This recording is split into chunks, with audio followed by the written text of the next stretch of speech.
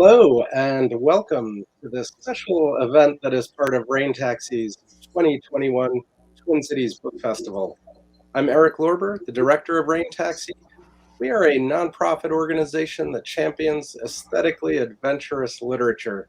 If you don't yet know much about us, I invite you to check out our website anytime after this event to learn more about our quarterly magazine of critical writing and all the other great programs we produce to help drive readers to where writing is going. Today's event, like most of our events, is free to attend. But if you're able to pitch in a little something, please use the donate button on your screen. Some funding for our festival comes from the Metropolitan Regional Arts Council and the Minnesota State Arts Board. And as you can see today, ASL interpreting access is available thanks to our friends at the University of Minnesota Libraries. But our most vital support actually comes from individual readers like you. Whether you're a one-time donor or you want to become a member and stay in touch with us year-round, we are grateful for your support.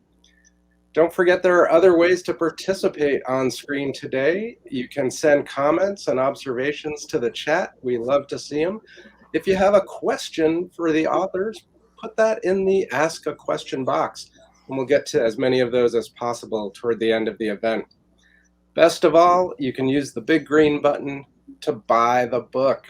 And today, if you purchase a copy of Poison for Breakfast, that'll be accompanied by a signed book plate from Lemony Snicket, and you'll be supporting not only Rain Taxi, but also our friends at Red Balloon Bookshop, a great independent store here in the Twin Cities. With Poison for Breakfast in my hands, it is now my great pleasure to welcome, Lemony Snicket or Daniel Handler, official representative. Jury's out.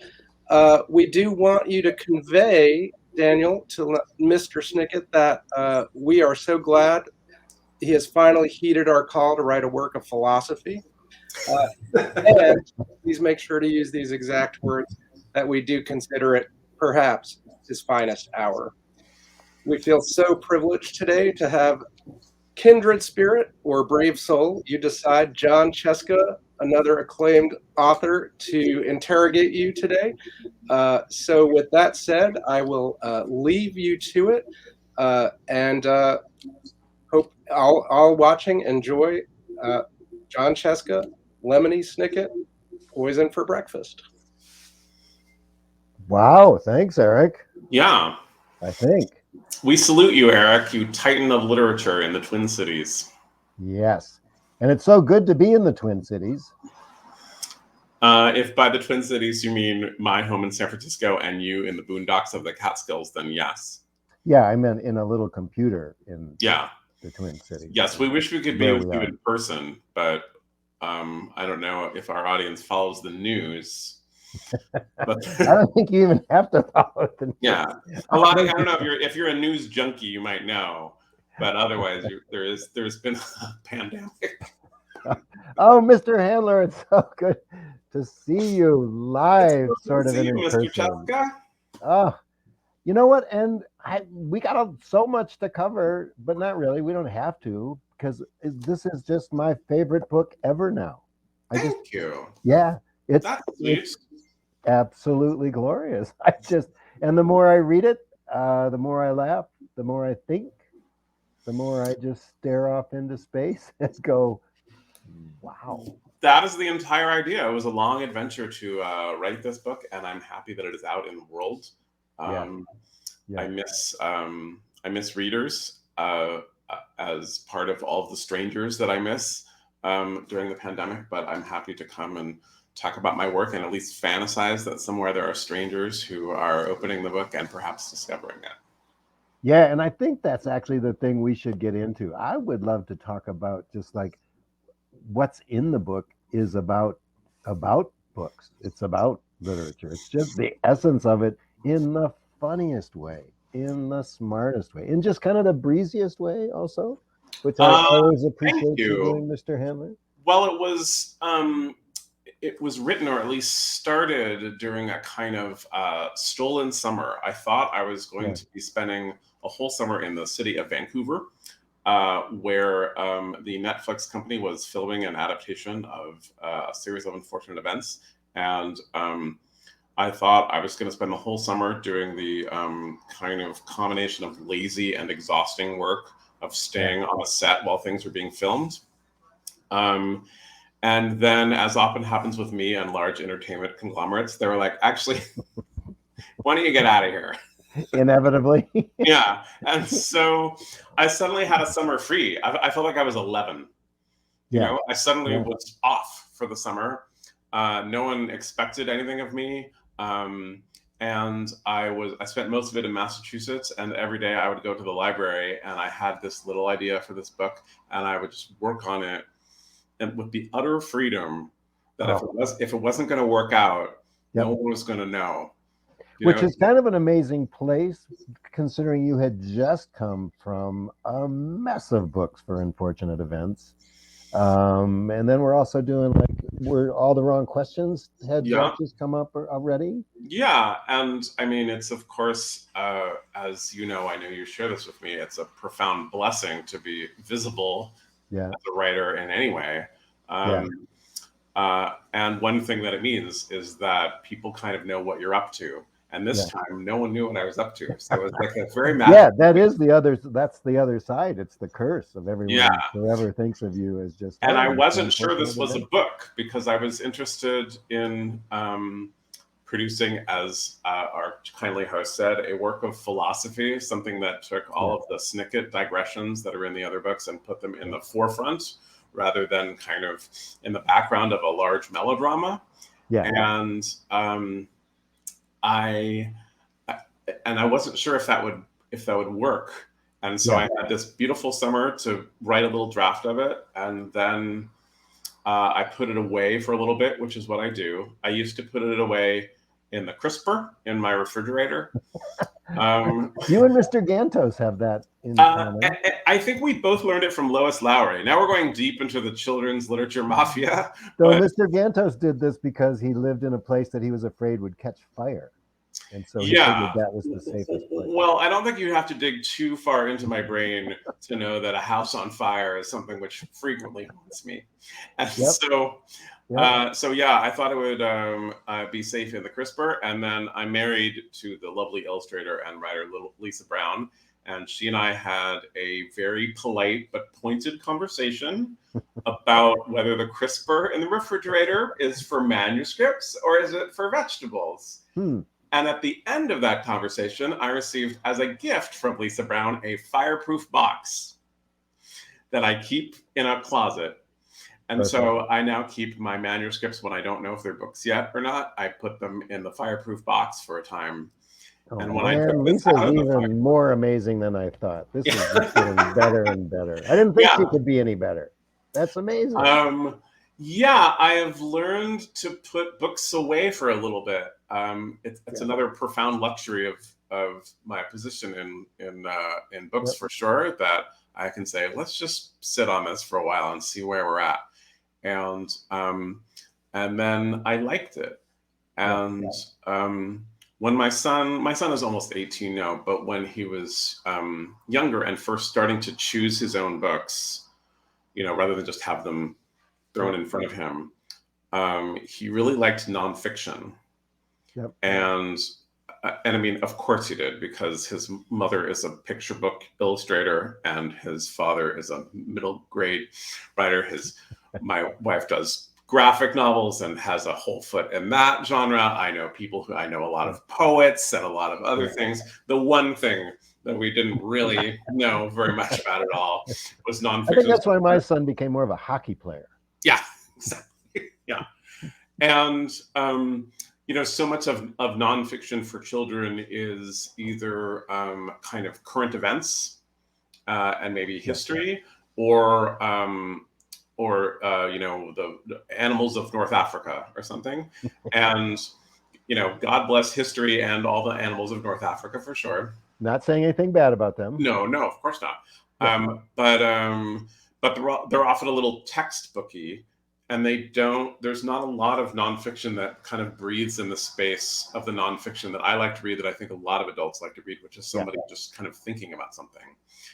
And I mean, the real profound blessing of what I've gotten to do for a living is I have talked to so many young people, to countless young people, and to know that they're really interested in thinking about death, or what does it mean to read a book, or when you're remembering something and you can picture yourself there, what is that space that we're in? What is that what we're doing? And well, so that's the other thing I think that you really nailed in this book, and just the best way, or nailed is too harsh of a term. I know you're picky with your words in the best way. What would be the best word about how you just capture? Now, captured's mean also, because you're holding on to thing. The thing you let loose is this appreciation of kids, and that they need time to think, and all people do. And I loved your take on kids getting yanked around. It is such a thing that they're yanked from one thing to another. You're told what to do. yeah. In school, you're yanked from one class to another. That actually isn't how my brain works either. No, well, I mean, I think you and I have talked about this a little bit, but I know you and I both visited countless schools.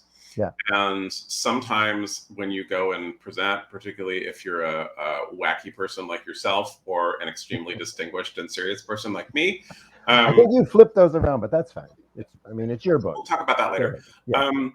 But that sometimes young people get kind of excited and rowdy and whatever at these events, which is no skin off my nose.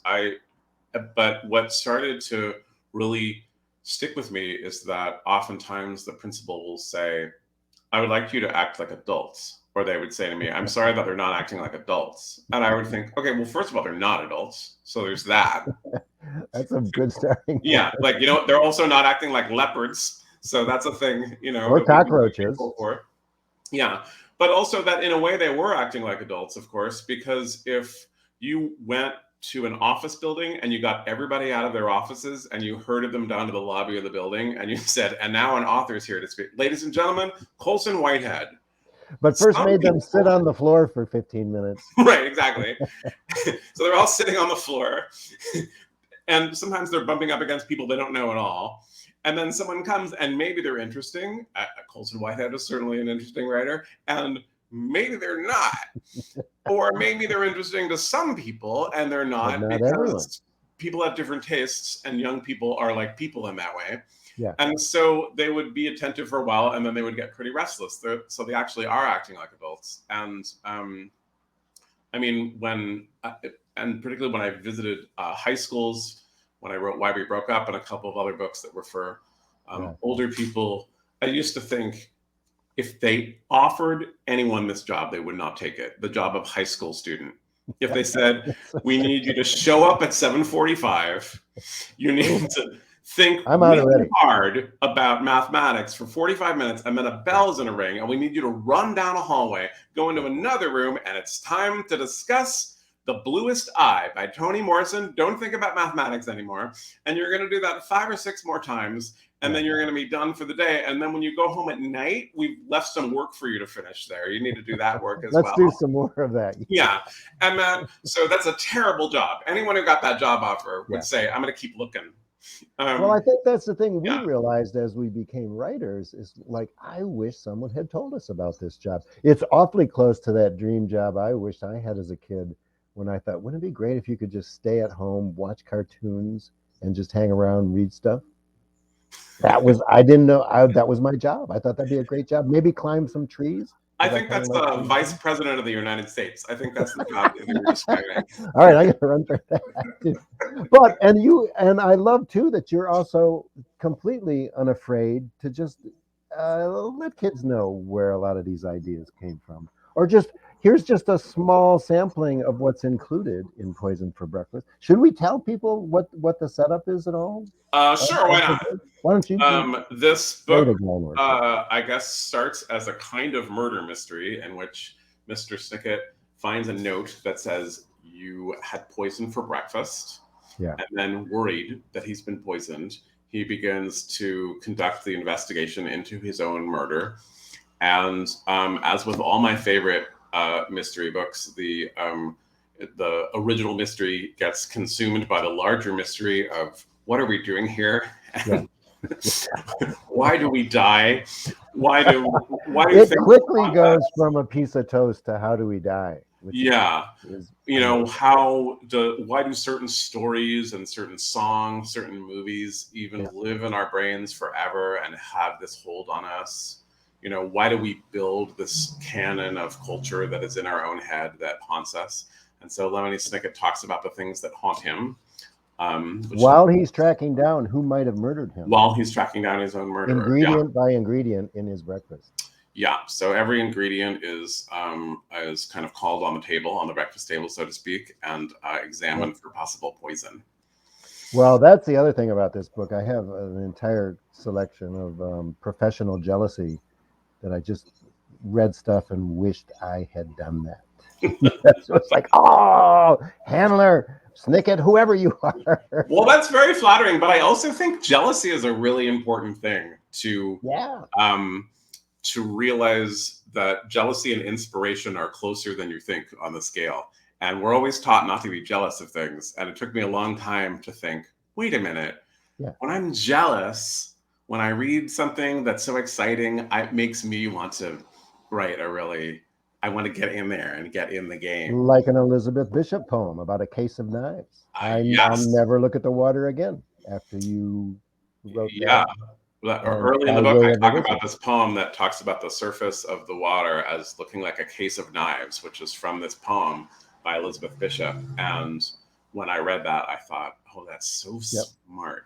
It's so right. So brilliant. How did we not see that? I know. My other favorite spot was a little tribute to a favorite author of mine, Vladimir Nabokov, and his description in Lolita of like what happened to a person, a little parenthetical picnic. Yeah. Lightning.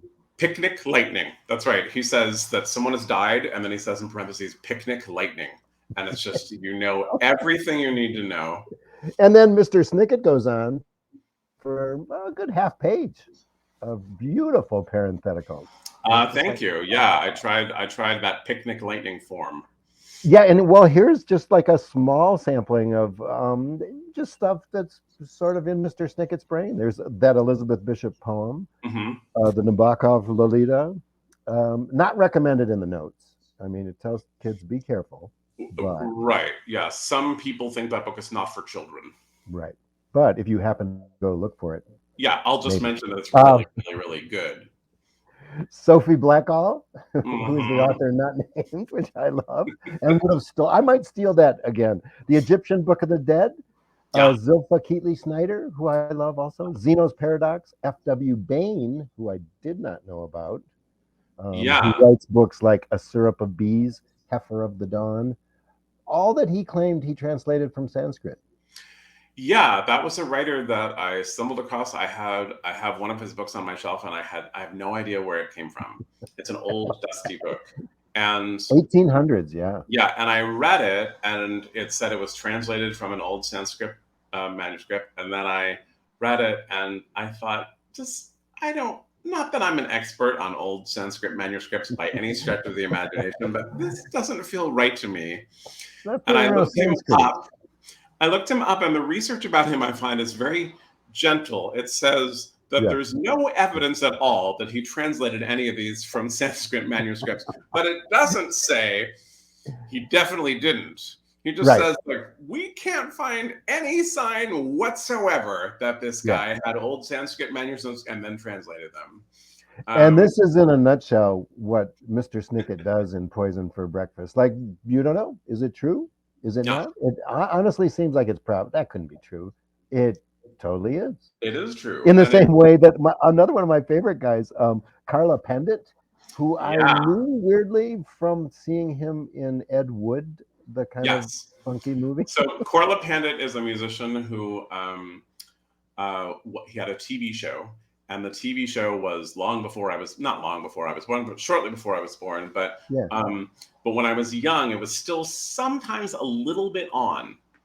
You would sometimes see it on my local TV show. Because he was San Francisco, right? West Coast? Los Angeles.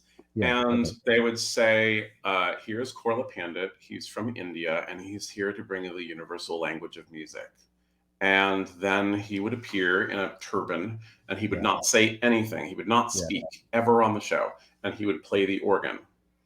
And I was fascinated by this, and I was a young child, and I kind of took on faith that they wouldn't have said that this man was named Korla Pandit and he was from India if that wasn't true. And as I grew older, and particularly because I saw the word pandit, which is a word about class and caste that is used in India and other places, I began to think, I'm not sure that that's a true story that I was told there. Yeah. And so it was very hard to do any research on him for a while. And now there was recently a documentary that kind of pulls it together. It's pretty interesting, called Korla. And it didn't unravel until much later, actually. Yeah. Yeah. And I might be mistaken, but I actually believe that he spent quite a bit of time in Minnesota in his youth. But he was an African-American man. We're pretty sure that he was the first African-American man to ever host his own TV show. Yeah. The history on that is a little shaky, but people think that is the case. And however, he said he was from India, and the way that he could be allowed to bring the universal language of music, which was really what he was after. He loved to play music and he wanted everyone to hear it. Yeah. But that our society was not welcoming African-American men to have their own TV show about the universal language of music. Yeah. He was also married to a white woman, and society was not happy about that at the time either. And he began to say that he was from India, and nobody, for some reason, everyone thought that was okay. And his story of being from India is not an educated story about being from India, and in fact, traffics in many stereotypes that we don't find acceptable and should not find acceptable. And I thought that this was a really fascinating story. Yeah, and of the guy, and that's where Mr. Snicket takes us in his thoughts on like about secrets and staying hidden and maybe not revealing everything, and about feeling unwelcome. And feeling incredibly unwelcome. He felt deeply unwelcome, and then he told a story that made other people feel unwelcome, and that this is the complicated history of belonging and not belonging that we have in our society. And it's the kind of conversation that young people are really interested in having, because I think people can understand it was an injustice that an African-American musician had to do all kinds of dishonest things in order to bring his music to the world. And also that it's not cool to put a turban on and say that you're from India. That's not a nice thing to do.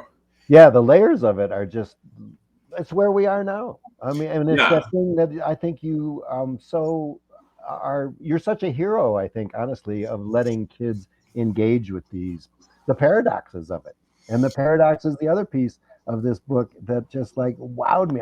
Because I've loved that forever. Just thinking, like, I remember as a kid where someone asked me like, or told me the paradox of there's a village where the barber shaves everyone, but who shaves the barber? Like, what? And I think my brain just started to melt.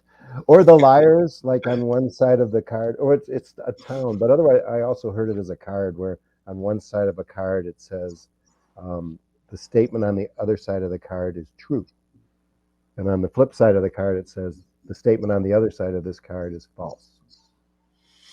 Yeah, I think then you just have to stand the card up like this. And that's life. So you don't think about it. Yeah. That's life. Yeah, and more, here's Oedipus Rex is in here, Nina Simone's version of Sinnerman, which I also love. Yeah. Louise Fitzhugh's The Long Secret, Public Libraries, Bertrand Russell. These are just like some of the other things that are floating around as Mr. Snicket goes to try to find out who poisoned him. Yeah. I think as it would, I think if you were panicked about your life ending, that some of the things that haunt you, that stick with you best, would stay in your mind. And I think the reason why there's a Twin Cities Book Festival, the reason why you write books, Mr. Tuska, the reason why I write books, the reason why this hardworking gentleman beneath us on the screen, Alan, is working so hard to bring sign language to people who can appreciate it is that we're all haunted by different kinds of books. The reason why you pick up any book is because you loved some previous book. Yeah. And the way in which things stick in our mind and bewilder us, things that confuse us, that make us, we keep thinking about them, we keep wanting to swallow them, seems really important to me. And that's okay. I mean, because we're so intense, I think, in our society of like, you got to know everything. You got to have the answer. You got to be right. You can't take a minute to just like, man, I think for me, the big idea of Poison for Breakfast is that when you are bewildered, when you're confused, when you have no idea what is going on, that this is actually the closest you are to understanding this bewildering world that we're in. Yeah. That if you are confused, this is a good sign. It's not a bad sign. It's a good sign that you are actually taking in as much information as you can. And I think if you're really sure about something, particularly kind of all the large issues that rage along us, if you think the solution is perfectly simple to some problem that has existed for thousands of years, you are not understanding it. You probably need a little more bewilderment. And I think we should really get into it here too. And let's talk about egg preparation.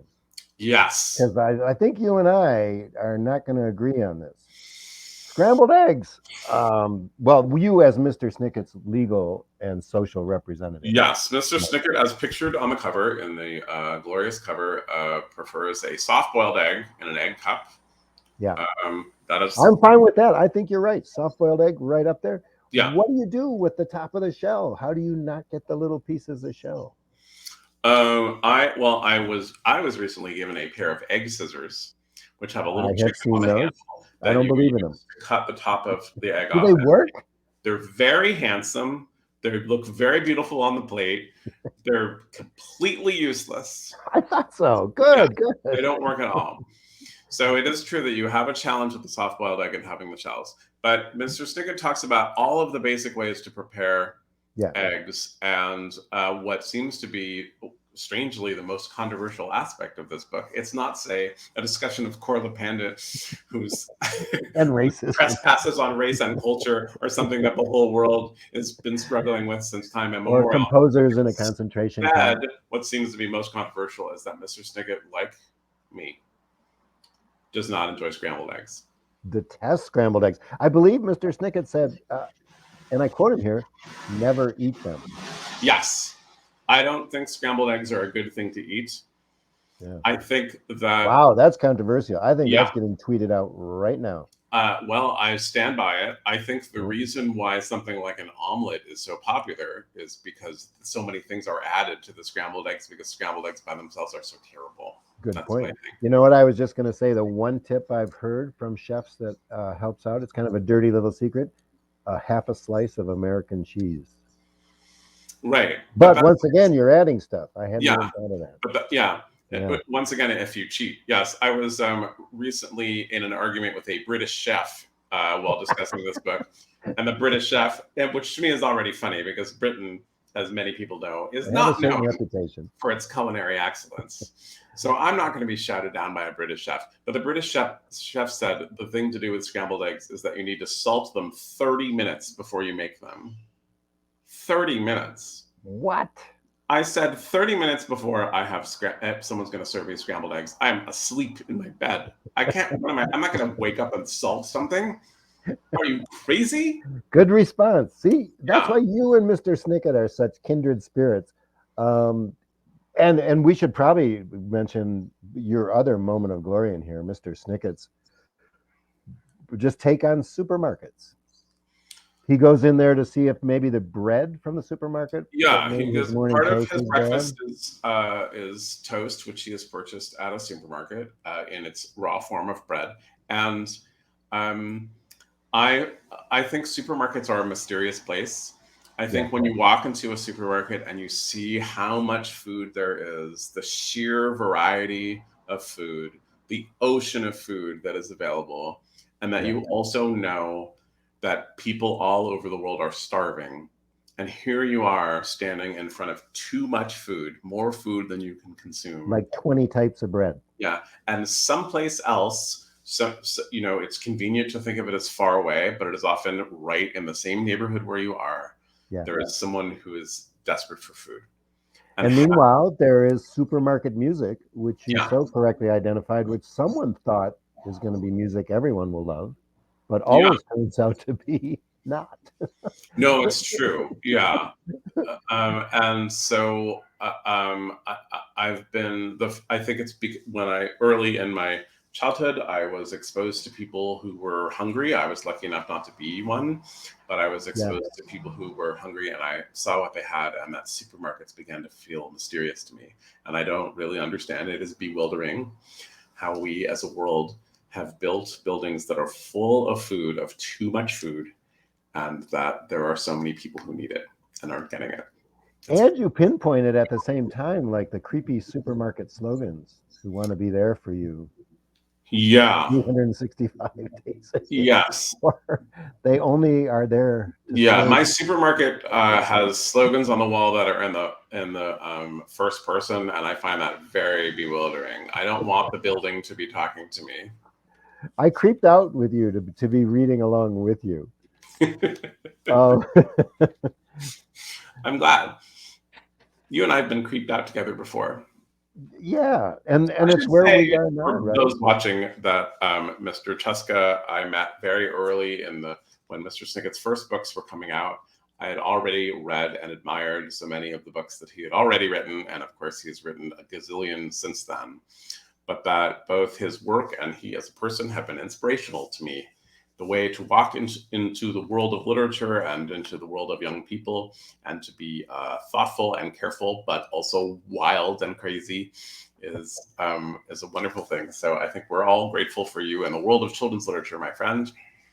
Oh, thank you, Mr. Handler. You know what? I distinctly remember like finding the first two unfortunate events in a bookstore where I had a thing with Lane Smith. And I picked them up and started reading right there in the store. And I just thought, oh, I love these books. It's too bad they're never going to be successful. Yeah. A common lament. So never listen to my recommendations, but well, the first time I went to speak about my work, I went to the city of Lansing, Michigan, which I confess because of this experience, I have a slight phobia of now. Lansing, Michigan. I went to Lansing, Michigan. I was there was supposed to be an event for my books, which took place in a large cavernous bookstore of the chain variety. You know, it looked like an airplane hangar, and they had set up, I don't remember the exact number, but I'm going to say 300,000 folding chairs in the building, and you know, so many folding chairs that if the whole town had showed up, it still would have looked about half full. So I knew it was going to be a depressing experience no matter what. And then we waited. We got there early and we waited, and no one came, and no one came, and no one came. And finally, two people came, and they were adults, and they sat in the back of these 300,000 chairs. And I said something like, you know, there's plenty of room up front, and they didn't move. And I thought, well, what should I do? And I thought, well, just pretend that there's a bunch of people and that maybe some of them are young people and some of them are interested in this book. So I did an entire presentation, and afterwards they walked up to me, and I can see them walking up to me because it took so long to walk up to me. You know, it was from like the 300,000 chairs. Yeah. Yeah. It felt like a Western where one guy's on the one end of Main Street approaching and the other guy's coming the other way.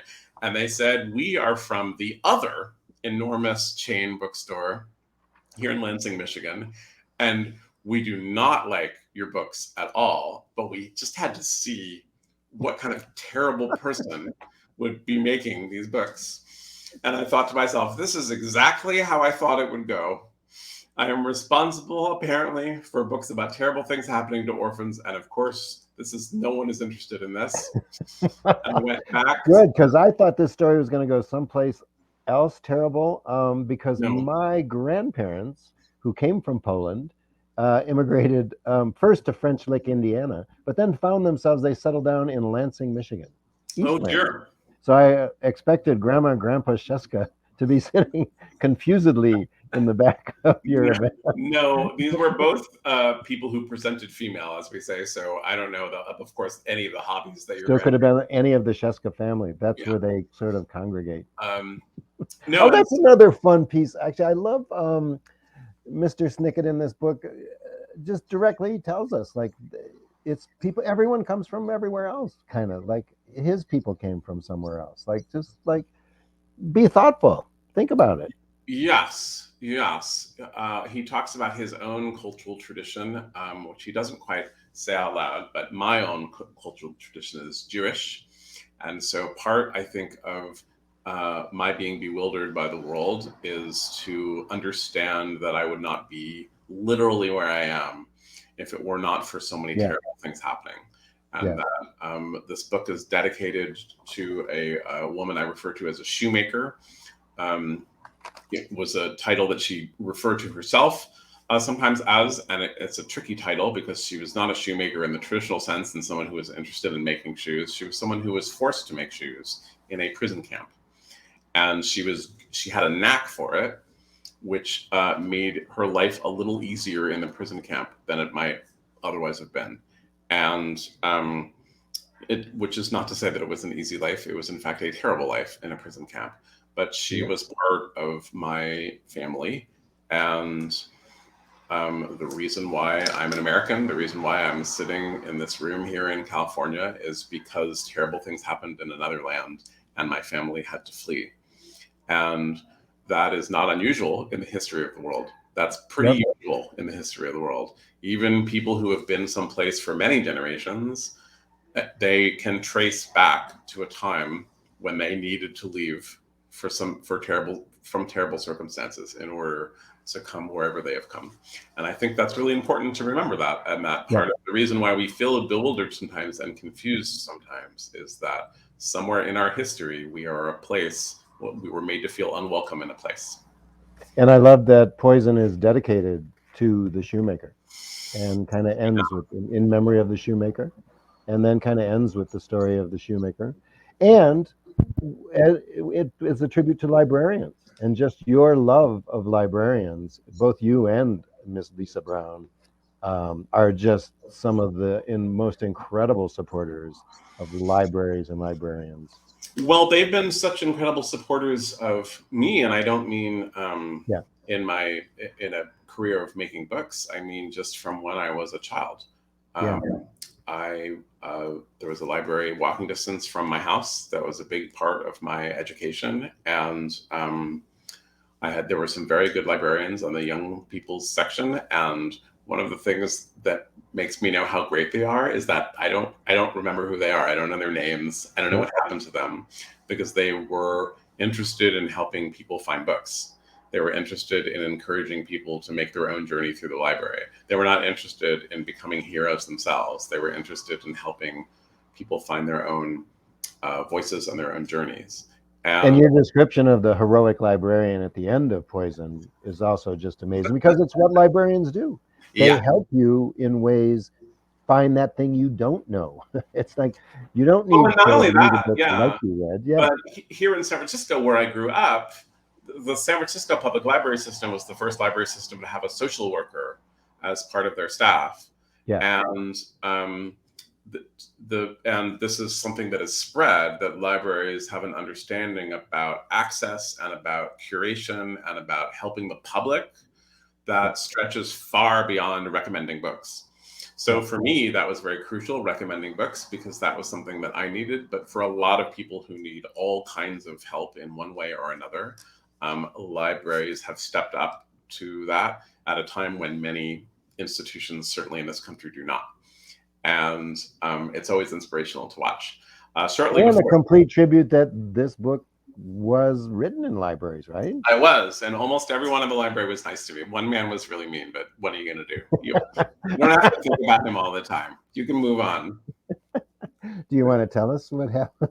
Because I read that note and I love the things you don't say. Another rule of writing, and that's fine. No, let's not fester over that. I think everyone who might be watching has probably met an unpleasant person before. So just picture that person and how unpleasant they are. Just that mean person. Well, that's another. There's another great piece in the book too, where you just because I think we're in this moment too, where we're trying to have kids read books that are only uplifting and only wonderful, and there's I understand that motive of like, let's feel good about ourselves, let's do good things, but it's also fine if you're feeling confused or maybe there's things you don't like. um and Mr. Snicket just goes down a list of like things he doesn't like particularly, Yeah. and it's Yeah. kind of nice, it's freeing to like, um my 4 and 2-year-old granddaughters are just, they'll tell you what they don't like the 4-year-old says she doesn't like mushrooms, they're slimy. I went, yeah, and I don't try to say like, no, mushrooms are beautiful, mushrooms are Yeah. wonderful. It's That's just funny because you don't have to like them. when my son was little, he didn't like mushrooms, and I remember I would always say, "Why don't you like mushrooms? Maybe you don't understand what they are. They're a fungus that grows on top of So I'm sure something that got better. and there are a bunch of different kinds, and some kinds will kill you immediately, and some kinds can actually damage your mind forever.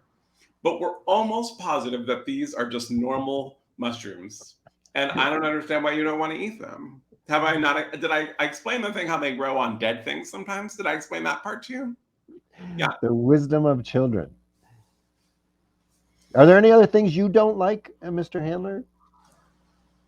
Are there any other things I don't like? I don't like uh, the idea that because a bunch of professional athletes who live in a town that I live in, that I need to think that they're better than a group of professional athletes who live in another town. I don't The understand eternal that. mystery. That's pretty good. It frightens Yeah. me sometimes. And I was always grateful for many years to live in San Francisco, where our professional athletes for a long time were terrible. And Yeah, by nobody even terrible, talked about them forever. yeah, Yeah. by terrible, we should add that I mean really, really wonderful, because they were very good at playing the game, way better than I was playing the game, for instance, when I was forced to. But on a relative Compared to scale. other people, they were not Yeah. good. And I was Yeah. always grateful because it meant I lived in a city that did not have to celebrate athletes all the time and say, our athletes are better than your athletes. But then they got good. I don't know what happened. I don't know how that works. But suddenly the professional athletes who were in the San Francisco Bay Area began to be good at what they did, really good. And then you couldn't go anywhere without people waving a flag about them or saying, because I also live in the city that, I like when they say, we won the game. Yeah. I think, we won? We Weren't need to you get you on sitting more at sports home? talk radio, Mr. Handler. Yeah, I think I looked at some photographs of the people who won, and they were in uniform and sweating and really, really working. I think you were just watching them and maybe eating a hot dog. That's I don't not remember we you. win. Yeah. Well, there were so many things from this list that I also love. Like I forgot how much I don't like when someone has a guitar and thinks everyone should sing. I'm with you on that. Yeah, it's bad. Yeah. So kids, feel free to like, you can not like things. It's okay. Just Yeah. maybe think about it. Yeah, I am trying, in fact, to make an activity book that goes with Poison for Breakfast. And one of the activities is to write down many things you don't like and to send them to me, because I would love to have a complete anthology. I would love to see if by the end of it, there was not a single thing that wasn't disliked by someone, because I think that's true. Yeah. Yeah, you could probably, actually, if you open that up to humanity, I think you would probably cover everything. That's what I'm thinking. Yeah. Which is another bit of truth from the Poison book, that I think it's the librarian or it's Mr. Snicket who realizes that, like, of all the books in the library, like, there's so many. There's some, every one that maybe you're looking for that you think is just going to be great is one that's someone's going to hate. Yeah. Or dislike. So maybe that's fine, right? I think that's what's really wonderful about Twin Cities Book Festival and other festivals that welcome so many authors, is that no one likes to say it because it sounds rude, but everyone looks at a list of authors and always, at least for one author, they're like, "Ooh, I don't like it. That's not good." But it means that somebody likes that author best. Yeah. Yeah. Well, and that's the thing I think that I've over years have realized why some people have such a violent reaction against, say, stuff you write and stuff I write. It's people are very personal about their humor.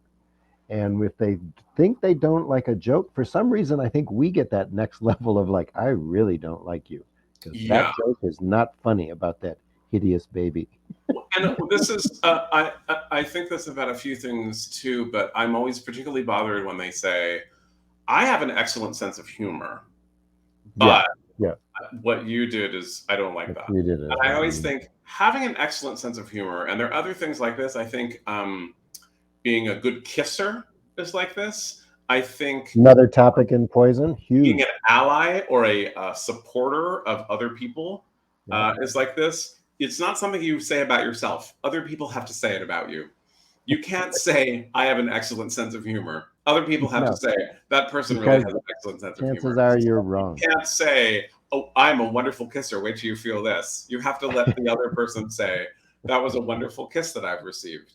And you can't say, I am a friend to these people who are in trouble. You have to do whatever you would like to do that you think might be supportive. And then those people might say, what a wonderful ally that person is, but that you don't say it yourself.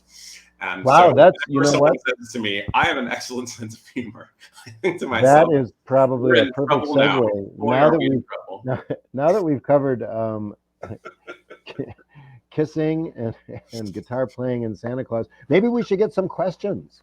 Oh, are there questions? Are there Lovely. questions? There are always questions, but before we get to How them, many questions? thank both of you for this amazing swim through the very packed waters of Poison for Breakfast. We barely got into the deep waters. Oh There's boy, more. yeah. Oh, but Everyone, you get got this a lot book of now. things there to navigate past, John, and you did so well. Thank you. Well, thank you. And I was getting kind of alarmed because as we were talking, it's getting dark and darker wherever Mr. Scieszka is. I was just going to try to fix my curtains here. It's just a cloud cover coming. I thought we were Wait, I've got some fade to sunshine. black. That's what I thought was going to happen. It's a performance art aspect. By the end, he's all in dark. Wait, I just came to the light. I'm back. Hallelujah. But it's been such a good conversation, and I want to remind our viewers you can hit that green button and get a copy of Poison for Breakfast. Yeah. And when you do that, you get this special book plate that is not only signed but stamped, hand stamped. Yes. I stamped and signed them myself one afternoon while watching a scary movie. Ooh, well, because I'm very timid about scary movies, and so I thought if I'm doing something and it's in the middle of the day, I won't be too frightened. You won't notice. Oh, that is so good. Well, thank you for that. And it was The Lion King he was watching, by the way. That's right. Lots has to remain unsaid, as we learn in the book. First question is actually about the nature of the book itself as an object, because and it's something that Lemony Snicket refers to about having a sort of favorite shape and size of a book and a preference.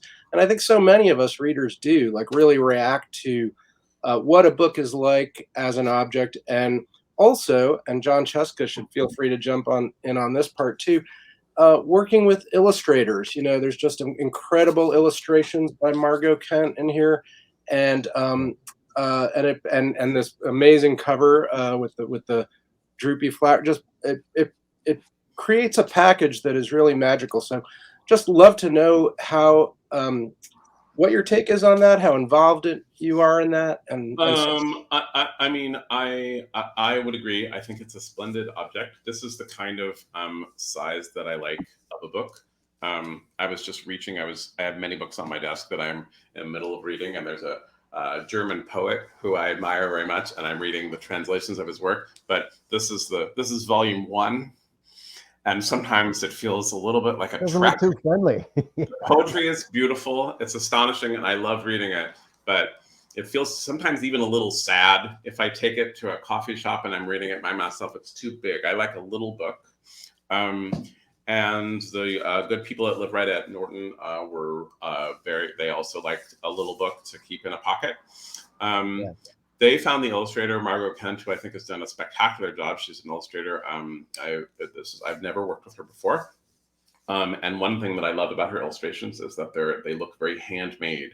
And because this book is about Mr. Snicket going off on a journey because he found a scrap of paper with his own handwriting in it, I liked that the illustrations appear to be dashed off. It's a wonderful skill to not only be a good illustrator, but make it look like you just dashed these things off, I think is very marvelous. Having been married to an illustrator, I know how much work it is.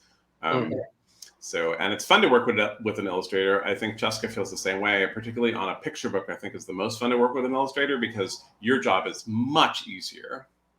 Yeah. And so, don't tell them that. But right. You get to write a few sentences, and then you give it to the illustrator, and then every few days you communicate with the illustrator and you say, "So are you almost done?" And the illustrator responds to you in stronger and stronger language.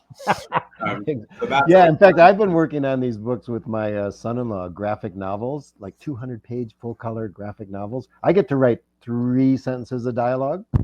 Yeah. And then Stephen gets to do this. Right. He does the whole thing. Times 225.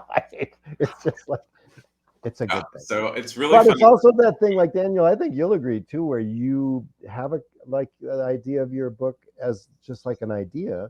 And then when you see the pictures, I always am just amazed that it becomes bigger. Yeah. Yeah. It's really marvelous. And I'm also envious. I can't draw to save my life. And I'm envious of illustrators. And I love being married to an illustrator because the thing that we do sometimes is that someone will invite us over for dinner and my wife will, right before we leave, take out a piece of paper and draw something astonishing. Yeah. And then we'll go to their house and they will say, "Oh my goodness gracious, we get to keep this?" And then I'll say, "Would you like me to write a sentence on a piece of paper for you?" And they'll say, "No, thank you, Mr. Handler. No, it's okay. We're good. We don't need that. We got some sentences already." Oh, fantastic. A great window into how the scrambled eggs are made. Next question, a little bit of a different direction. I'm going to read it exactly here. Without too many spoilers, what is the afterlife like? Oh. Without too many spoilers, what is the afterlife like? Wow. I'm going to say continuous and yet startling. That doesn't spoil anything. No. Totally. I say it's a journey. Yeah. Well, I'm often puzzled by ghost stories in which the ghost is wants to come back to Earth to set something right, and it just feels so exhausting that they've been worried about it all this time. Sometimes it's a grievous murder or something, and so you can understand that might really haunt you. But sometimes the ghost is just like, "Oh, this like doorknob fell off and I need to replace it," or something. And I think, "Oh my goodness, is that really what the afterlife is like? You have to sit around worrying about all the undone things." So, yeah. It sounds to me like there might be some fodder here for another work of philosophy from Lemony Snicket. I think the work of philosophers is never done. I don't know if there's another book of philosophy coming from Lemony Snicket anytime soon. Anytime soon. Well, we'll conclude with a truly profound question. I'm sure it's one you've wrestled with. But Tommy wants to know, is Lemony Snicket an avatar for Daniel Handler, or is he a completely fictional character?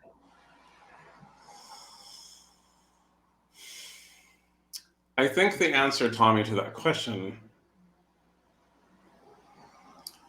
I think it needs to be approached the way my people do, as I said, of the Jewish persuasion, where we have a tradition in which a question is best answered with another question. And the question I would ask Tommy is, what do you mean by completely? There you go. And with that, my answer is complete. That is your finest hour. The finest hour. Well, it has been a delight to have this almost hour with you to celebrate this book. I want to thank you both. Jon, thank you so much for leading this incredible conversation. Yes, thank you. Leading. This was just hanging on.